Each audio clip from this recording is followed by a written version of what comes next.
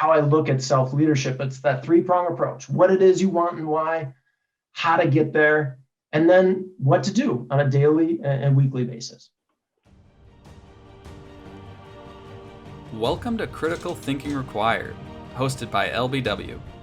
This podcast is intended for free thinkers, entrepreneurs, and knowledge seekers. Join us as we discuss relevant financial topics, explore with guests their financial journeys, and engage with experts in industries such as space, media and entertainment, real estate, and many more. Buckle up and enjoy the ride. Welcome to Critical Thinking Required. You're with your hosts, Tim Bickmore, and my two colleagues, Nathaniel Leach and Dan Weiss. And today we have a guest, Zach Ketterhagen, and we're so excited to have Zach on. Zach is actually launched his own blog/coaching service for entrepreneurs and business leaders, and he focuses on self-leadership. But what's great about Zach is he's very values-based, and his experience and background is quite significant and interesting. Anywhere from meditation to yoga to working in the healthcare system. So we're really excited to talk to Zach and see what he's all about. Before we get into that, before I read Zach's bio, if you really like our episode, please subscribe, share, and like this episode. We appreciate all the help and all the support, and that is just another way you can support Critical Thinking Required. So I'm going to jump into your bio, Zach, and give the audience a little bit of a taste of who you are. Zach Ketterhagen is a self-leadership coach, blogger, meditation teacher, and healthcare strategist. At the heart of Zach's purpose is to discover and accelerate what makes us thrive. For the last 15 plus years, Zach has been on a personal journey developing his strengths, core values, purpose, self-leadership, emotional intelligence, key habits, and more. During that time, Zach had a luxury to study and practice with world-renowned leaders of yoga, meditation, tantra, total well-being, business, systems, and more.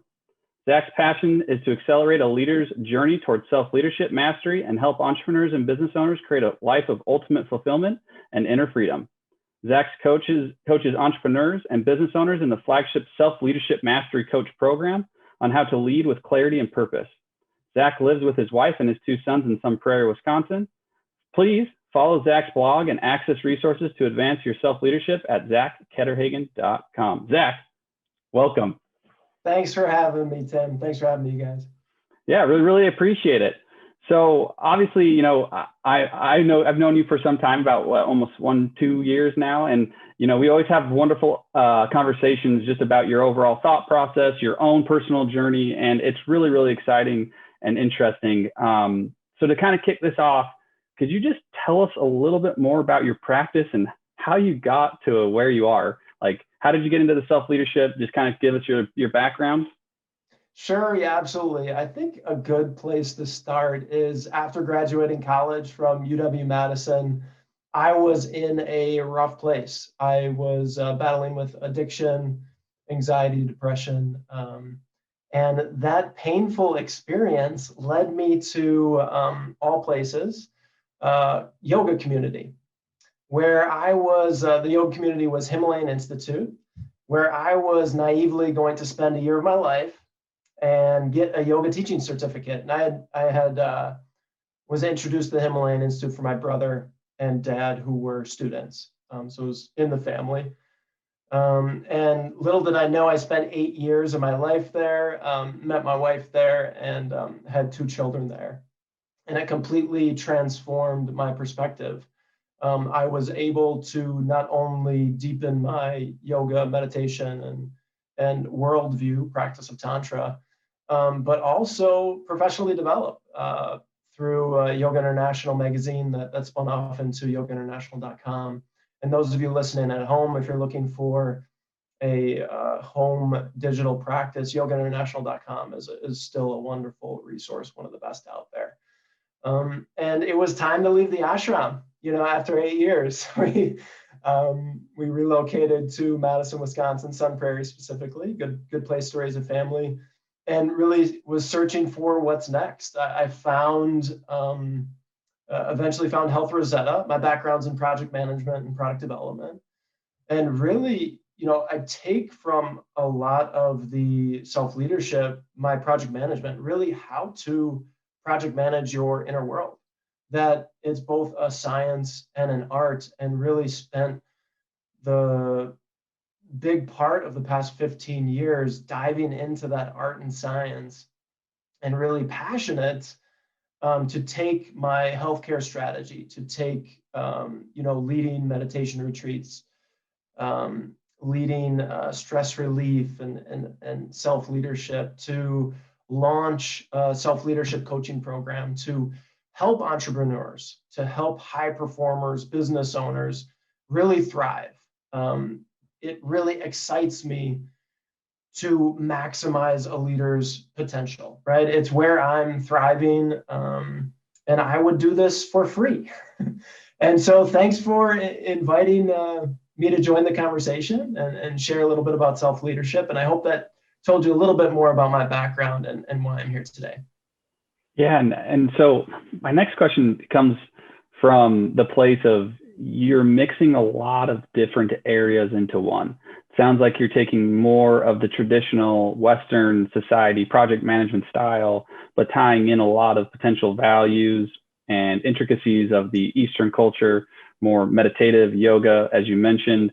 So I'm curious on how you specifically would describe self-leadership to the Western culture with this broad range of kind of mashed up ideas into one. Like, could you give us a little example of what you mean by self-leadership and what it means to you? Sure, absolutely. I'll give you a definition and then we'll unpack it.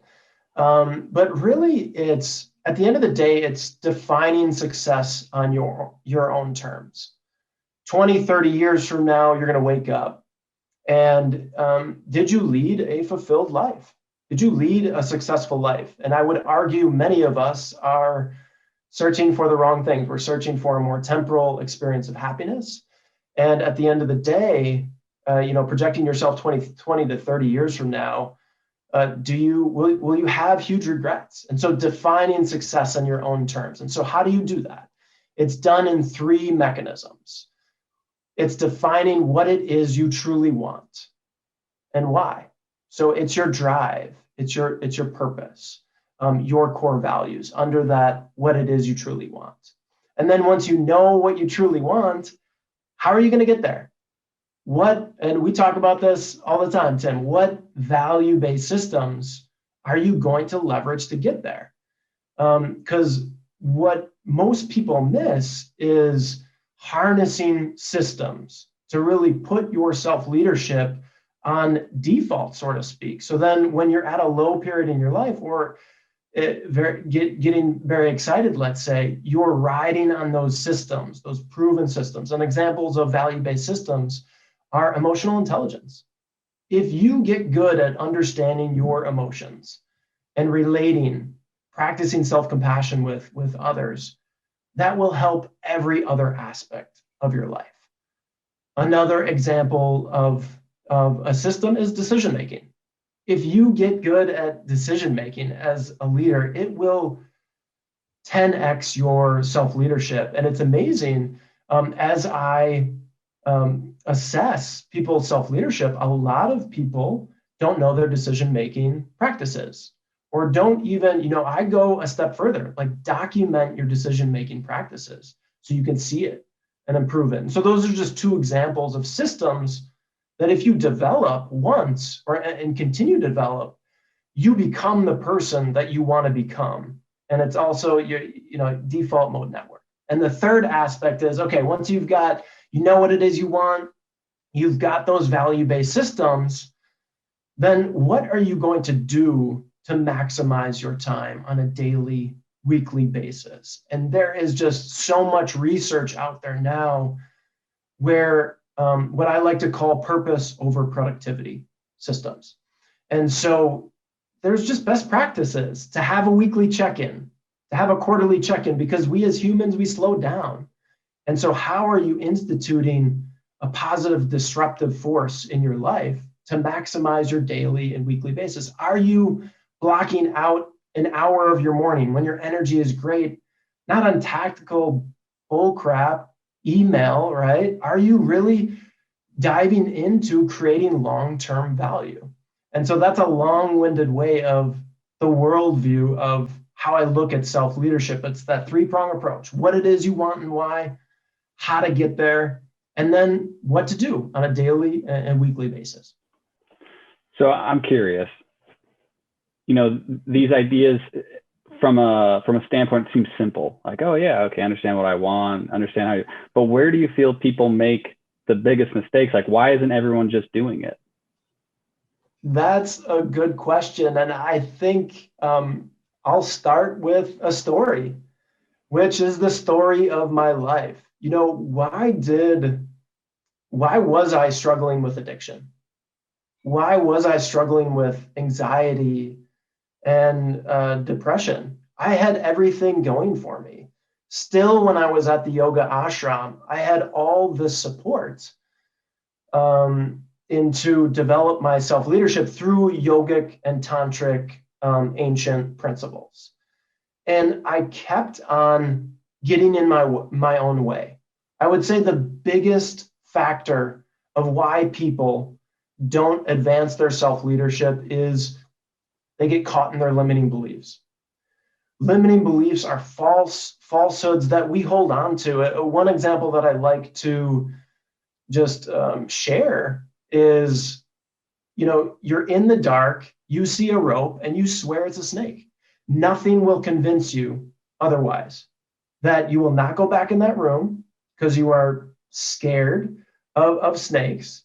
And as much as people talk to you, you hold on to this idea of the rope was a snake because you were moving fast and it was dark. Oftentimes our limiting beliefs lurk in the background, and we don't roll up our sleeves to really have the courage to face them. And there are proven strategies and principles that I didn't know meditating, that I didn't know after 8 years of studying yoga and meditation in the ashram. So self-leadership really awoken in me from a foundational element of spirituality and spiritual upliftment, knowing my purpose, that my purpose is to be ultimately fulfilled and to search for that, to have that inner freedom. But then to pair it with practical, I want to say Western psychology, but no-brainer principles. The habits you express are who you become. Your key commitments, your personal responsibility, how you show up, your core values. And so these are all I would put in the bucket of definitely yoga and tantra, but definitely more popular, modern based spirituality with a firm foundation rooted in the ancient teachings. And so I think a lot of people aren't investing in proven strategies. Either they don't know they exist. There's a lot of misinformation out there, right? I don't have to tell you guys that in the financial industry, a ton of misinformation out there. And then really lack of belief in themselves. I say that confidently because I had a ton of lack of belief in myself, and I'm still working through that, right? Zach, it takes a long time to create. You're talking about nurturing a mindset and developing a framework to be able to facilitate what you want to accomplish from that mindset. I want to talk a little bit about, you mentioned it, we could talk about it later. I'd like to talk about it now, actually, a little bit about getting there, how some of these techniques that are very foreign, I think, to most Americans, such as meditation, such as yoga, such as breathing, anything that you can kind of perhaps share as far as techniques and tools for someone to help start forming this mindset and then thus framework. Sure, yeah. And let me start with what I know best and what has really transformed my life. Probably the greatest framework and gift that has been given to me is the gift of meditation. That was the core practice of really the past 15 years.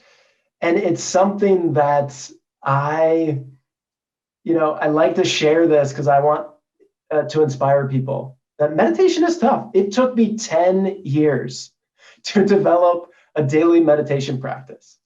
But it was worth it, and it was worth every step of the way. And those struggles have qualified me as a teacher to lead anyone through meditation. That's what I think, at least.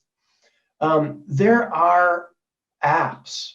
There are accessible, like we were just talking about this earlier, Dan, Calm, Headspace. There are the best meditation teachers at your fingertips. How are you going to implement this into your routine? Well, first, you have to be sold on the gift of meditation. And you touched on mindset, and there's literally thousands of frameworks. I agree with you. It's complex. People don't have a lot of time. But what I will say to simplify this is there are certain frameworks, again, value-based systems, that when you invest in them, when you improve them, you become the person that you want to become. So to say that in another way is meditation, becoming silent, taps you into your inner guidance system. Your inner guidance system is always also called to your private voice, your inner voice, right? I like to refer to it as your inner guidance system because it sounds a little bit more corporate. You guys let me know. But when you tap into your inner guidance system, it's always there guiding you. It's your conscience. And we've come so far from really trusting ourselves, right? Trusting our innate gut intelligence, right? There's a lot of science now that's coming out that your gut is literally your second brain. Your gut knows before you do, right? Your palms sweat, your body gives off indications. You can tap into your inner guidance system through proven strategies. And they're ancient strategies that are now new, right? Now CEOs, now Headspace, now Calm are accepting them, which is great. They're popularizing them. Meditating just 5 to 10 minutes a day will tap you into a framework, AKA your inner guidance system, that will help your mindset, that will help every other framework. So I do want to simplify this. If meditation is tough for you, it took me 10 years, really a shortcut is relaxation, right? And if you have show notes, I can share a free relaxation for your listeners. It's a 10-minute relaxation, but systematizing rest in your daily life. If you don't have time for 10 minutes to enhance your total well-being, I would argue that we got to look at your priorities. We've got to look at rearranging your day because it's going to give you time back. And that's what, when you tap into your inner guidance system, this is what you need to be really sold on, to really be energetic about that sense of urgency. If you spend 10 minutes a day just on meditation, it will improve your strategy. It will improve your trust in yourself. And so no more, it's not productivity. It's not busy to be busy. You need to maintain smart systems and give yourself the benefit of the doubt. Other practices you mentioned, so that's meditation, relaxation, which I am passionate about. I would say I'm a pro in, an expert, if you will, in those. We could talk about those all day. But really, are you laughing? Are you, I'm not so experienced with the technology tools out there. Maybe I need to invest some time on those well-being technologies. I know biofeedback is fantastic. We haven't even touched on optimal breathing. So optimal breathing is really that feedback loop to enhance your self-awareness, to enhance your self-leadership. There are just proven strategies on how to enhance your stress relief through simple breathing techniques, right? So I would argue you don't need necessarily all this technology, all the latest, greatest tools. What you do need is 10 minutes, maybe a good guide, or a subscription to a nice app that you can have someone guide you through it. But you don't have to swallow everything all at once. It really is investing in a couple proven strategies, and then from there having a firm foundation to see what's next for you. So I don't know if I answered the full question, but yeah, maybe one more, Dan. Could I share one more? that's outside of meditation and well-being, if you will. And the quickest path to understand what you truly value is to define your core values. Defining your core values is a framework that will accelerate your self-leadership journey in just a couple weeks. And so it's of course a lifetime to develop from there, where leaders are on a constant journey to define and understand their core values. But it's the difference between spending your entire life searching and finding your core values versus spending your entire life having an understanding, a draft of your core values, and taking that foundation and aligning from there. You bring up some excellent points, Zach. I actually have a follow-up more specifically towards meditation.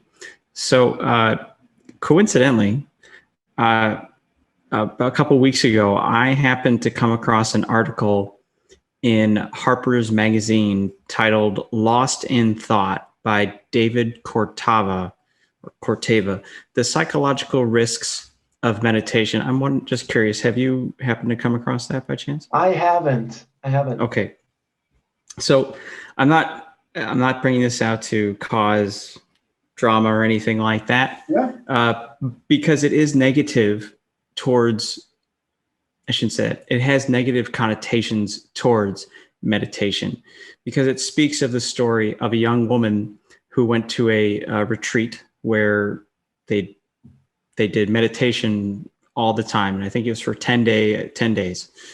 And she unfortunately later killed herself after being there.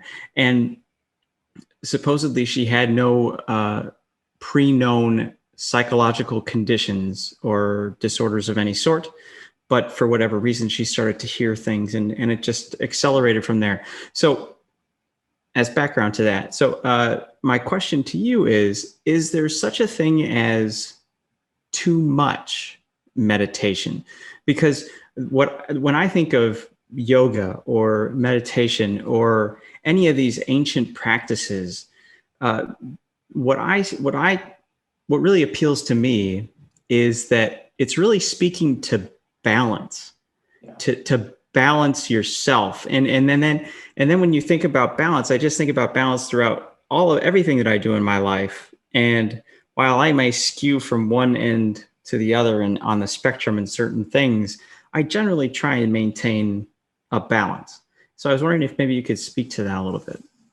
I mean, I don't know if I have to say anything else, Nathaniel.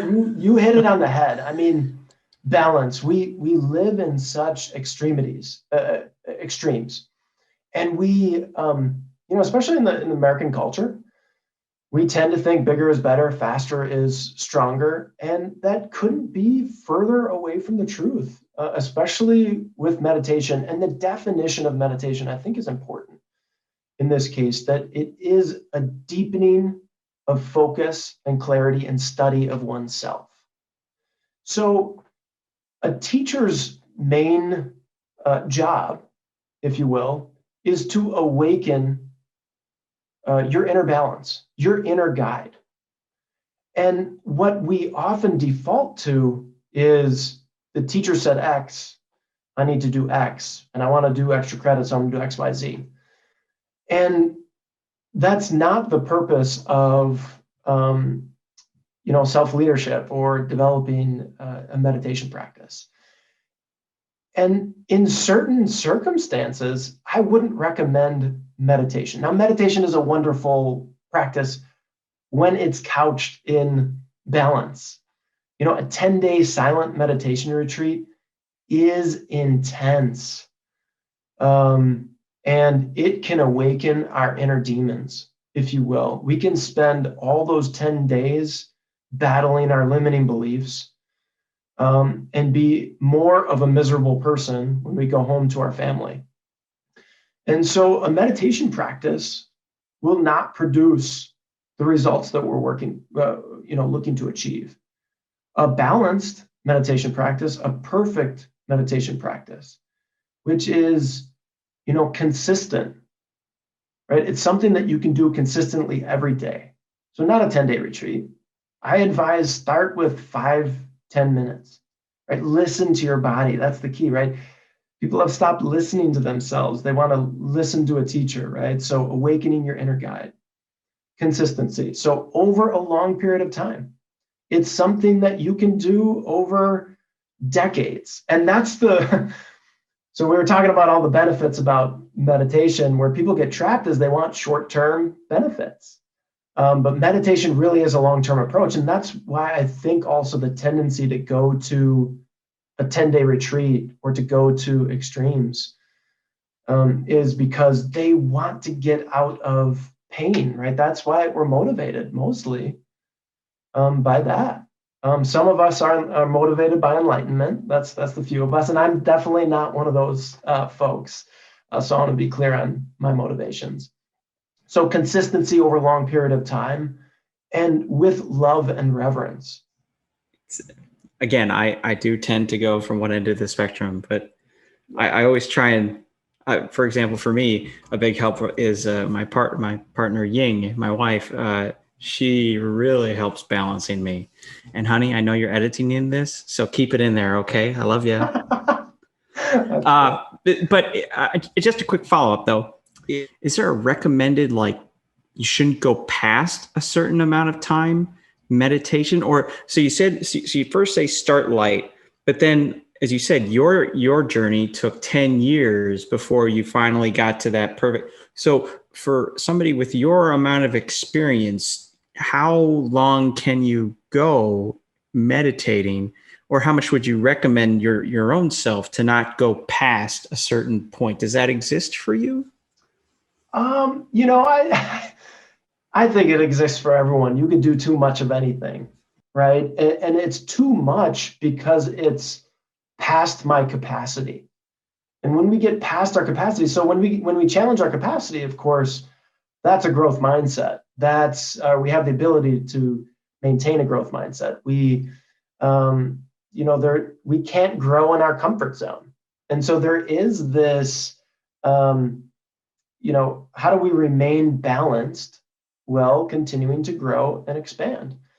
And I say start out at 5 to 10 minutes because it could be 1 minute. It's just common sense habit mastery practices. You want to make the habit as simple as possible, something that you can't say no to.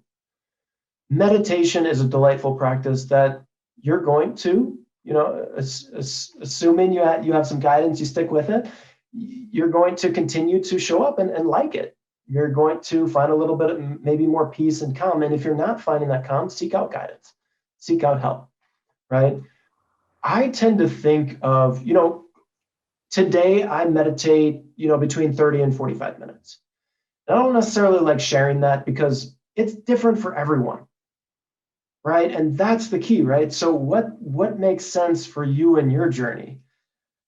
Then the next thing I'll share is to challenge yourself. I like to look at 10-day to 40-day sprints.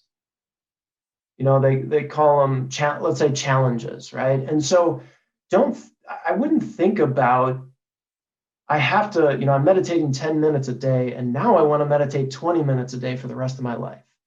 Because you guys know as much as I do, we're wrong the majority of the time when we set our goals, right? And then we have this all in or nothing approach, and then we give up, and then we're like, screw goal achievement system.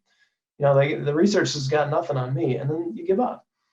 The key is developing those systems, right? Your deadlines were wrong, but the system is, how about the next 10 days? I challenge myself to show up to my meditation for 20 minutes or 15 minutes because I was sitting 10. And then I experiment. I self-reflect on my time. Wow, those last 5 minutes were really painful. But I'm going to give it a go because I want to challenge myself. But then you're done in 10 minutes. And then you reassess from there. So look at these mini challenges. They call them puruscharna in ancient yogic teaching, which is just a set period of time where you challenge yourself, you lift up your willpower and commitment, you challenge yourself to 10 days. You're not committing for the rest of your life. And I think a lot of people, including my younger self, still working on this, guys, got this wrong, right? I was married to the deadline. I thought I was a failure. It really is, expanding our capacity in these mini challenges. Thank you.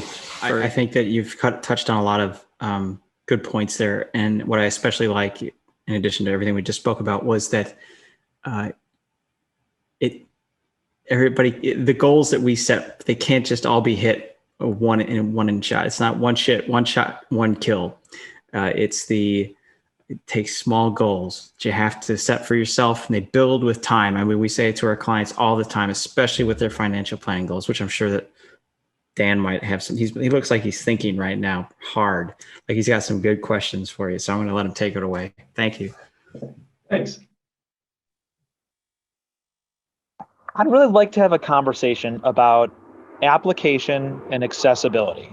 So what I mean by that is taking little kernels of technique, like to bring in actually some monetary conversation and filter that to talk about one big issue, which is the system.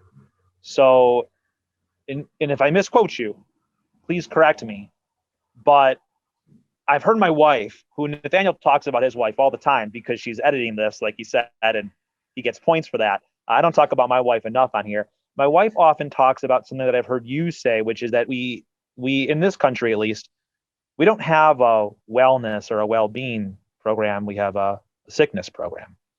So I'd like to know just your thoughts about where all of those things kind of, meet the road, where technique, where money, how it comes into our system, and what people do about that. Because in hearing her talk and other professionals we know, I mean, I completely agree. There's not enough conversation about well-being, and maybe you can relate this even to, and this is where I might get the term wrong, but high performance health plans. I think that's the term that you've used before. Could you roll that up into a ball and talk about it? Yeah. So, well, first on high performance health plans, that's my day job. So my product management and project management background has led me to be a solutions lead in Health Rosetta, which our mission is to build community-owned health plans, to relocalize healthcare, and to change the status quo healthcare system from sick care to an aligned, incentivized, localized system, because you don't want to screw your neighbor. I mean, that's in a nutshell. Like, healthcare has gotten so big, all the money is being sucked out of the local economy. It's so sad. And there's lots of studies that show a lot of middle wealth is just being sucked away into healthcare. There's over $1 trillion of waste in healthcare, and I could go on and on about that. I think the core of it, and this will help all your listeners, in the mindset that we really want to bring is a systems mindset. So a systems mindset is all about solving problems. What problem are we really trying to solve? And how did the system get so out of whack? So the sick care system, our healthcare system, for example, you look at a knee doc or a hip doc, a hip replacement doctor, right? An orthopedist. His or her problem that they're trying to solve is they really want to get your knee better. They really want to replace your knee because that's what they do. Hundreds, the best ones do it hundreds and thousands of times, right? But your knee bone is connected to your hip bone. Your hip bone is connected to your low back. 50% of back surgeries are proven to be not to improve a person's health and well-being, that you can get better results out of physical therapy. The problem with that is the system is built to pay for 20 to, as upwards of $50,000 a surgery. physical therapy is thousands of dollars, if that. So the incentives got really out of alignment, and not because any one person was really bad, I think. The system now is just serving itself in its mode of sick care system. And this sick care system is our, employee benefit structure. It's where we, send, leaders of organizations. It's where we send the people that we love, that we spend 40 plus hours a week with. We send them to this sick care system, not knowing that there are proven and better solutions out there. And I would encourage your listeners, especially those influencers that are part of an organization that can make decisions on benefits, to look at a different way of providing benefits. And so practically speaking, a practical application is we've lost sight of the problems we're solving. And I think that happens to us on a day-to-day basis. Strategic thinking is about, Einstein said this, right? 95% of your work really is on defining the problem and problem definition, that we don't spend enough time on solving the right problems. And so we solve the problem of, we're not sleeping too well.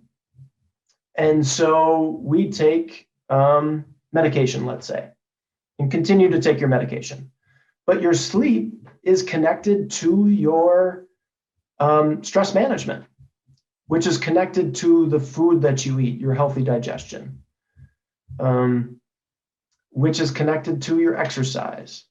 And so I think people we're all looking for quick solutions because we don't understand the extent of the problem. And so, I would have your listeners study systems mindset, spend more time at work in their life. What problem are they really trying to solve? And so to do that, a practical application is to look at your total well-being. So your total well-being is, financial, your emotional, mental, your different life domains, your career, your community, spiritual, your hobbies, interests, whatnot. Just simply go around and rate your well-being. How are you in your physical well-being? From 0 to 10. How do you feel? Do that for all of them. Your career. Take a step back and think what's missing. Right? When you got a 4 on physical well-being and all the rest are 7 to 10, or let's use financial well-being as an example, right? Financial well-being, let's say is a 4. Well, why is it a 4, and what could you do to bring it up to a 10? Because why not? Why can't it be a 10? And oftentimes, as you know, Dan, as you guys know, people don't necessarily know the steps to take to get it from 4 to 10, but it starts with level setting with yourself. And I think people don't even do that, right? And so to level set, look at the problem differently. Look at, your low back pain a little differently, right? And don't be surprised that if you go to a low back doc, that most of the time they're going to recommend surgery. So, how are you leveraging the support systems in the system, in let's say the status quo system, to solve your problems?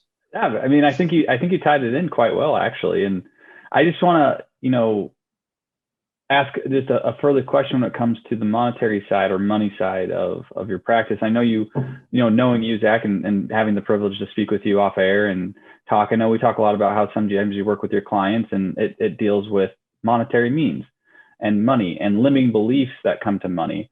And so I'm curious on how a lot of what we have spoken about today ties back into the money equation. Yeah. So when, just to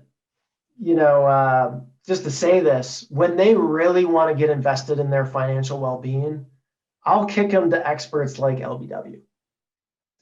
But from my experience and from my perspective, money is, at the end of the day, I'm sure this is going to sound foofy to certain listeners, it's energy.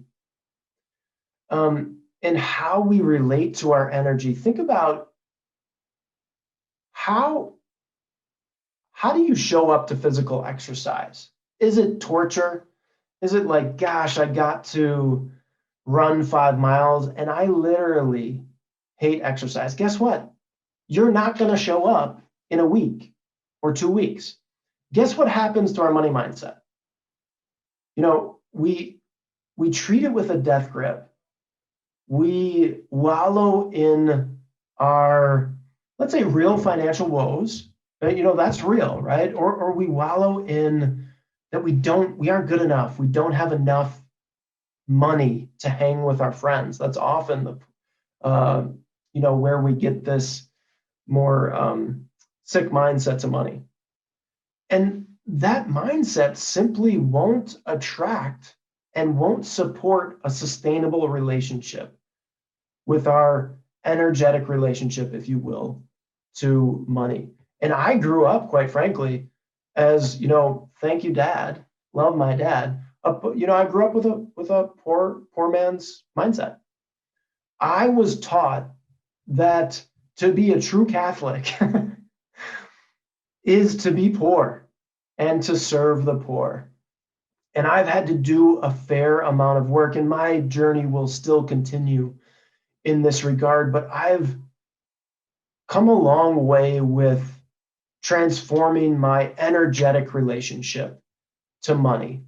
And I like to bring it down to a practical system where, your listeners can understand, what habit are they trying to implement, right? Whether it's exercise, whether it's meditation, a lot of your success, long-term success or long-term failure, depends on that love and reverence, right, that we're talking about in meditation. It depends on that trusting and, really, at the end of the day, good vibes. Now, that's the art of it. The science of it is, well, maybe a little bit more art. What do you value? Go to your values, right? I mean, that's what it's all about, because energy then, if you value your family, if you value experiences, if you value meditation, go to the Bahamas and go to a fun 10-day meditation retreat, right? Not a death meditation retreat, but a fun-filled, maybe you have a drink or two even, God forbid. But to, show up in a way that is sustainable. And I think we lose sight of that. And I just ran into this weekend. I'm developing a self-leadership self-assessment because I envision a world where every leader can measure their self-leadership. That I really, when I'm tapped into serving leaders, that's when I'm at my best. And I can do this for free, right? I'm having fun. This is fun. When I get that poor man's mindset, when I get consumed by, I have to finish this, I have to make money, it sucks the life out of me. And that is the last thing that's going to help me to sustain my wealth, to sustain my money mindset. And so that's how I really, talk about money and financial well-being with my clients. But the science of it, the X's and O's of how to invest your money, I'm going to leave that to the big guns with LBW. Two things that I want to end on my part from tonight. One of which, Zach, you said these were your words, the habits you express are who you become. I think you're absolutely correct. And some of that is very difficult for us to control. We can learn to get better at it. Some of it is completely in our control. The second thing is not necessarily something you said, but you've been saying it the whole time. And so I'm piecing it together. And that is that if you really want to be best at something, it's probably a best practice to start with being good to yourself. Thanks, Zach. Thanks, Dan. Yeah. My final thoughts, I've got a lot, to be honest. And I know part of it is because, like I mentioned earlier, I had the privilege to talk to Zach off air quite a bit. But there's a few things that hit hard. And I think that it's conversation that Zach and I have had, and that if you want to be successful, you have to understand yourself. And then understand yourself, you have to do a lot of work. And in order to do a lot of work, you have to be disciplined. And there's a reason why people separate themselves, because to really, really understand your values, you have to look really hard in the mirror. And that's at least what we find, is that people are unwilling to know their values because sometimes when they stare in the mirror, it's not what they like. And it's not something that they enjoy. And to take that a step further, I think what Zach just mentioned, go take a trip to the Bahamas and do your retreat. But be okay that that's what you want to do. And don't allow anybody else to tell you any different, because that's just what you like to do. And it's so important to be absolute thinking instead of relative.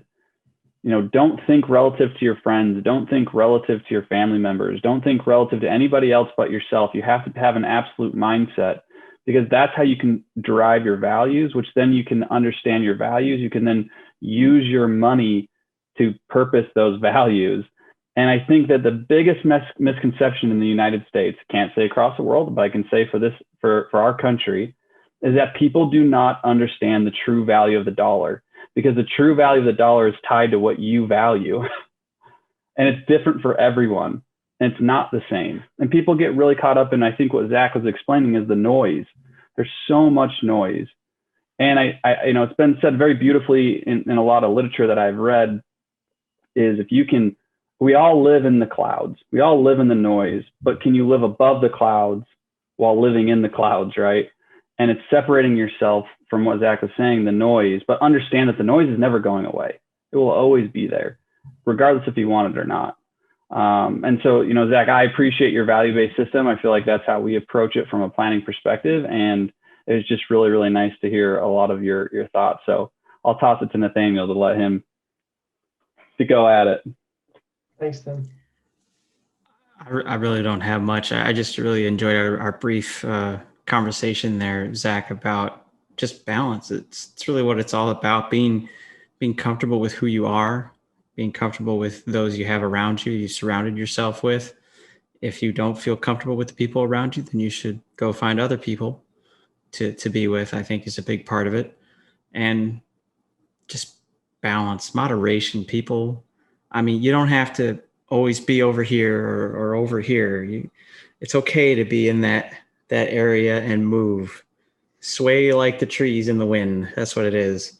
Why do you think they stick around so long and live so long? Nice. So, yeah. With that, Zach, please, last word to you. Yeah, it's been a pleasure to talk with you guys. Thanks for allowing me to share self-leadership. And I think Dan was really touching on this, that I'll just emphasize this as just an inspiring leave. That we tend to make these things so complex, right? I'm inundated with self-leadership, right? I have lots of frameworks. At the end of the day, your most powerful asset is momentum. You build momentum in strategic action, right? Simple actions. Do something for yourself today and do it again tomorrow. And it can be 1 minute of meditation. Action will lead to insight. Oftentimes we wait for self-leadership to dawn. We wait for insight to dawn. Move today. Make key commitments. Your momentum will lead you to the next thing and the next thing. And lo and behold, you'll become the person that you want to become. Thanks, guys. Thank you, Zach. We really appreciate your insight and your expertise and sharing it, of course, with our audience. And thank you to our audience. We always value taking time out to listen to all of us chat and listen to all the great insights that our guests bring. So be good to yourself and have a great night. Thank you for taking the time to start your journey of thinking differently and listening to LBW talk about stuff they love. Until next time,